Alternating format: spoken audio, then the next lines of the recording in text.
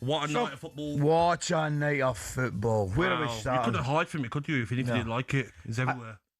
I knew this week would be exciting, full of drama, and it hasn't let us down. I was at West Ham. I heard you, my friend. Not a great first half. Yep.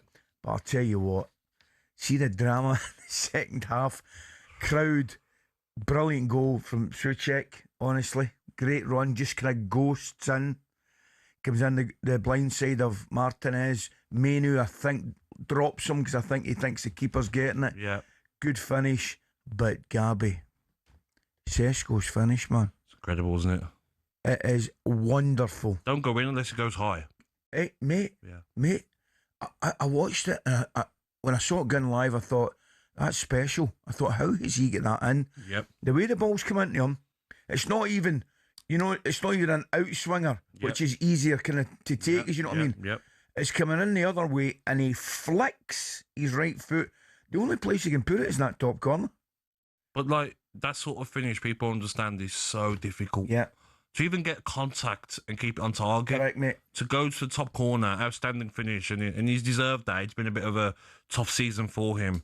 But the parts that I watched, because I was mainly focusing on Spurs Newcastle, obviously that was 7:30. Yes, Your of game course. was it 8:15? 8:15 kick-off. So at half-time, I'll switch over and I watched the last 20 or whatever, and it seemed like finally the West Ham fans are on side. Place is magic. Souček was everywhere, weren't he? Oh, I thought he was superb. Yeah.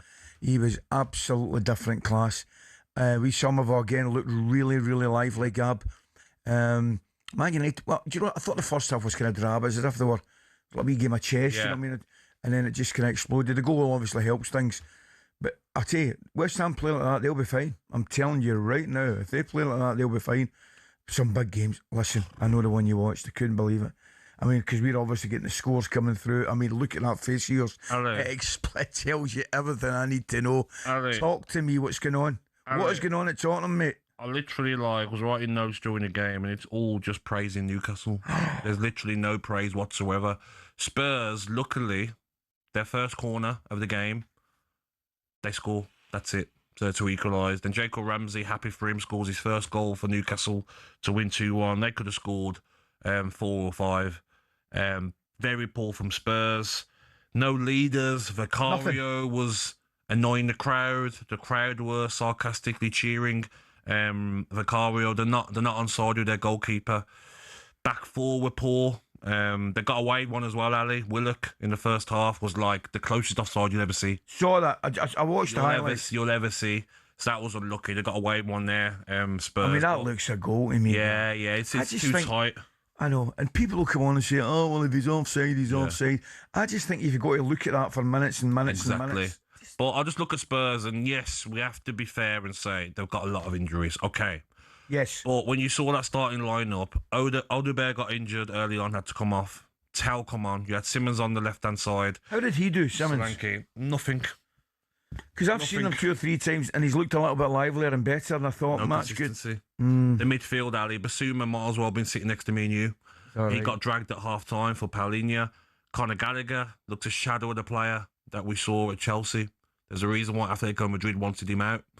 Also midfield, Sarr. You know, he's not played a lot of football this season. He looked poor. Dragosan looked poor. Defensively, Archie Gray was very good. He was like up for the fight. I tell you what, they're poor, mate. He's been the one consistent, Archie Gray, isn't he? Yeah. They're poor, Ali. And if I'm a Spurs fan out there, and we should get a lot of callers this morning, be very, very worried and be very, very afraid, because you've got teams below you who are fighting. You've got a West Ham team who are fighting. I'd rather be where West Ham are than Spurs are, because with the group of players. Yeah, I know what you mean. West Ham have been lucky in some of the results they've had. Fantastic against Chelsea in the first half, and then they end up losing. Last night, they were the better team over 90 minutes, you'd say, and last minute, great goal from Sesko. They should have won. Yeah.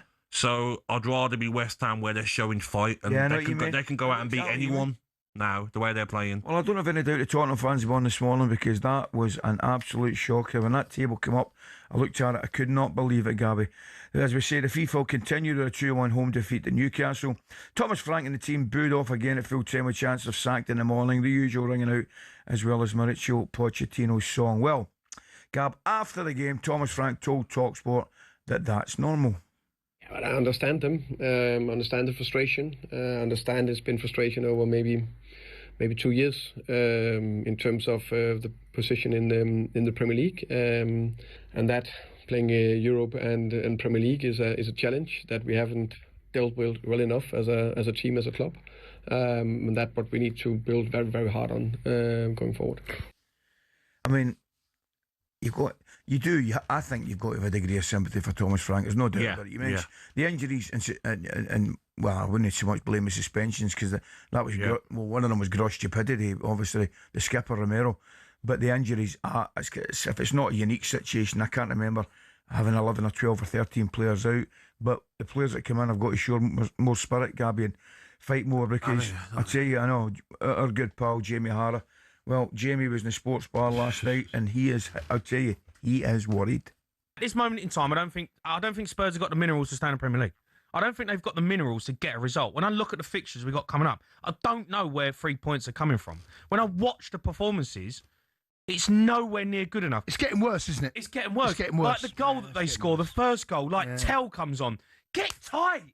Get tight. Stop the cross coming in the box. They just allow things to happen. Jay, the point I'm making, these players are used to be playing European football, Europa League winners, Champions League, and then when you come to the Premier League, it's a different animal. You have to fight in a different way. Lack of fight, I think that's the problem. That's what I was going to say as well, Ali. I've written down what Jamie said there. They're lucky Martin O'Neill's not their manager, because if you never stop the cross, I know. Martin would try and chase you on the pitch. I know. We come to football now of like just lay back defending from everybody. No one stops a cross. I know. The first goal, it gets played back into Willock, I think it is, and no one goes to try and break the neck to stop the cross.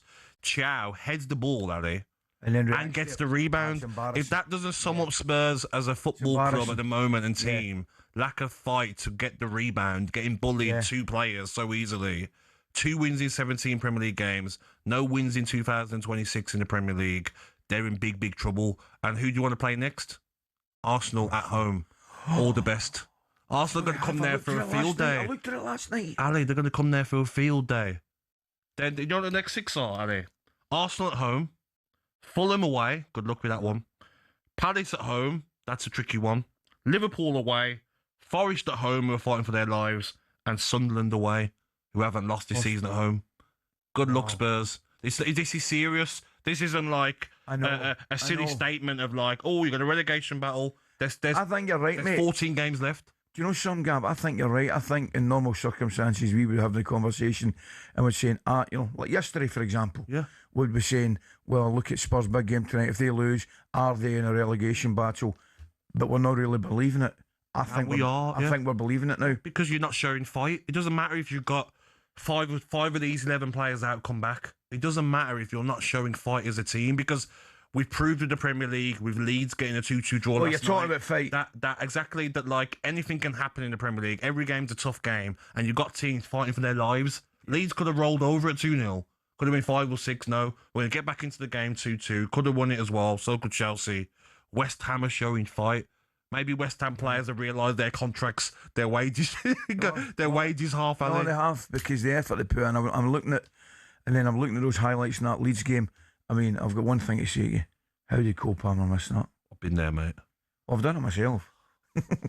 Probably more. You just know it's a goal, and you're like, oh, you're trying to keep it down that much. You Is it just a lack of concentration? You think at the last second, you probably think it's a goal, and it's not. But Leeds, you've got to praise. Of course you have. You've got to praise Leeds. We were saying yesterday that their away form hasn't been good, and I said I thought their home form would keep them up, and I stand by that.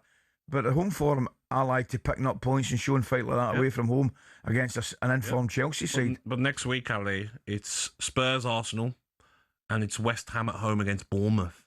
And Bournemouth are doing well. Good result last night against Everton. They're unbelievable. I know. They just keep going, don't they? Think of the players that they've lost. I know, mate. And they just keep going. Centre-backs lost.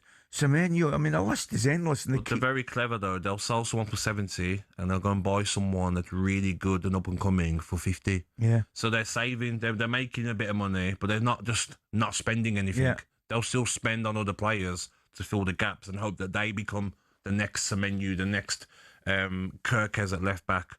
But I just think when I look at West Ham and that Bournemouth game, I think West Ham beat Bournemouth So because do of the I, fight. mate. And then you're So do I. talking West Ham will be on 27, Spurs will be on 29. Then you got to go to after that Fulham away. That's not a nice place to go. Fulham have got one of the best records in the Premier League at home, I'm sure, as well. Wow. I mean, it's unbelievable. Sports fans, come on now, you know the drill. You have to get in touch with us this morning.